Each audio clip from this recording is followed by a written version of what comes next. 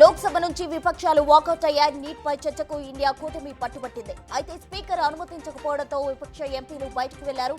ప్రారంభమైన కాసేపటికే సభలో గందరగోళం నెలకొంది. రాహుల్ బైక్ చేయడంపై కాంగ్రెస్ నేతలు స్పీకర్ పై ఫైర్ అయ్యారు. అంతకుముందు పార్లమెంట్ ప్రాంగణంలో విపక్ష ఎంపీలు ఆందోళన చేపట్టారు. నిబంధనల మేరకు సభ నడుస్తోందని కేంద్ర మంత్రి రాజ్నాథ్ సింగ్ అన్నారు. రాష్ట్రపతి ధన్యవాద తీర్మానంపై చర్చ జరగకుండా ఇతర అంశాలపై చర్చించడం సరికాదన్నారు రాజ్నాథ్. ధన్యవాద తీర్మానంపై చర్చ అయ్యాక ఇతర అంశాలపై చర్చిద్దామని తెలిపారు.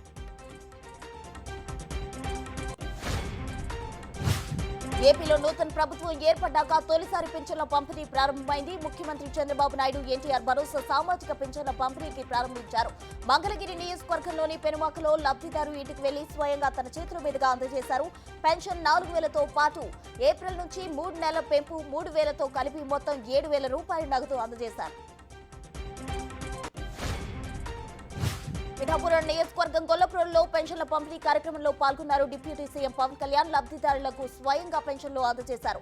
సంక్షేమ పథకాలకు సంబంధించి అన్ని శాఖలను రీసర్వేలు చేపడతామన్న పవన్ పిఠాపురంలో అందరికీ రక్షిత మంచినీటి అందిస్తామని తెలిపారు. తన నేల కోసం అవినీతి లేకుండా పాలన అందిస్తా అని హామీ ఇచ్చారు.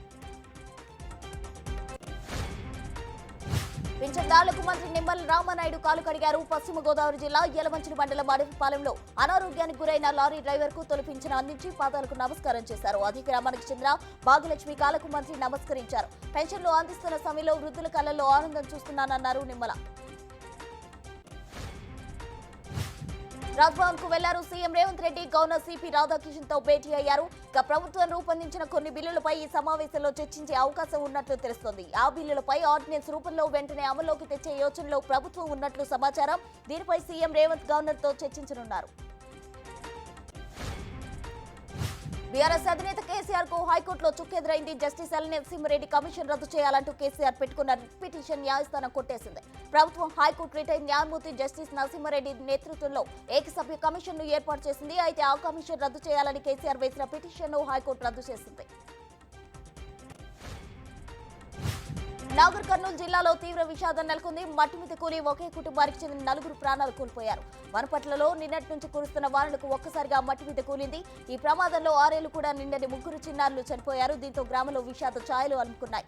తల్లి వద్ద అక్కడికక్కడే కనిపించింది. అయితే తండ్రికి గాయాలు కాగా ఆసుపత్రికి తరలించారు. ఎన్నికల ప్రచారంలో ప్రధాని మోదీ అబద్దాలు చెప్పారని రాజ్యసభలో ప్రస్తావించారు ఎంపీ ఖర్గే. బీజేపీ హయాంలో దేశంలో అనేక సార్లు ప్రభుత్వం నిర్వహించిన పరీక్షల్లో ప్రశ్నాపత్రాలు లీక్ అయ్యాయని మండిపడ్డారు. దీనిపై సభలో గందరగోళం నెలకొంది. చైర్మన్ మధ్య ఖర్గే మధ్య కాసేపు మాటల యుద్ధం నెలకొంది. బ్రిటిష్ వలస పాలకుల నాటి చట్టాల స్థానంలో కొత్త క్రిమినల్ చట్టాలు ఈ రోజు నుంచి దేశవ్యాప్తంగా అమల్లోకి వచ్చాయి. Indian penal code, criminal procedure code, Indian evidence act స్థానంలో వరుసగా భారతీయ న్యాయ సంహిత, భారతీయ నాగరిక సురక్ష సంహిత, భారతీయ సాక్ష్య అధినియం చట్టాలు ఆచరణలోకి వచ్చాయి.